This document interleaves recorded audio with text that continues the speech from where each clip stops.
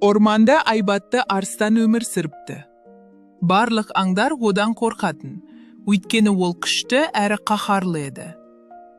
Бір күні аң аулап келген арыстан үлкен ағаштың түбіне жатып ұйықтап қалады. Ол қатты ұйықтап жатқанда, кішкентай тышқан байқамай, оның табанының үстімен жүгіріп өтеді. Арыстан оянып кетіп, тышқанды ашумен ұстап алады. Аңдардың патшасын оятуға қалай батылың жетті? Деп ақырды арыстан. Қазір сені жеп қоямын. Тышқан қорыққаннан дірілдеп кетті. Бірақ бәрібір жай ғана былай деді.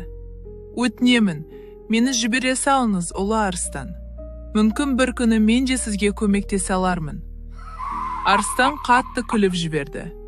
Сен бе? Маған көмектеспексің бе? Осындай титтей ғана жануар орманның ең күшті тұрғынына қалай көмектесе алады? Бірақ сол күні арыстанның қарны тоқ әрі көңілі жайдар еді. Сондықтан ол тышқанды босатып жіберді. Бірнеше күн өтті. Бір күні орманға арыстан аулаушылар келді.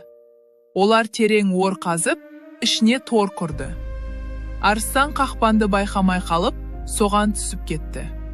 Ол ақырып, бұлқынып, босануға тырысты. Бірақ мықты жіптер оны одан сайын шырмай берді.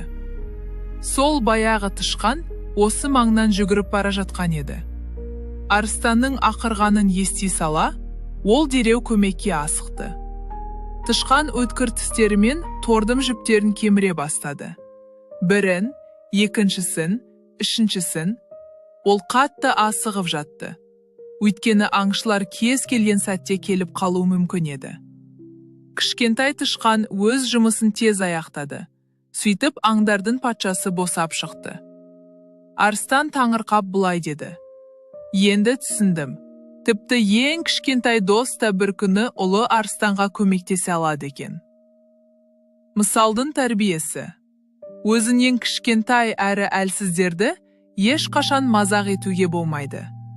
Тіпті ең кішкентайдың өзі үлкен жақсылық жасай алады. Тағы да әндер мен ертегілерді қалайсың ба? Біздің тегін Лолла қолданбасын жүктеп ал.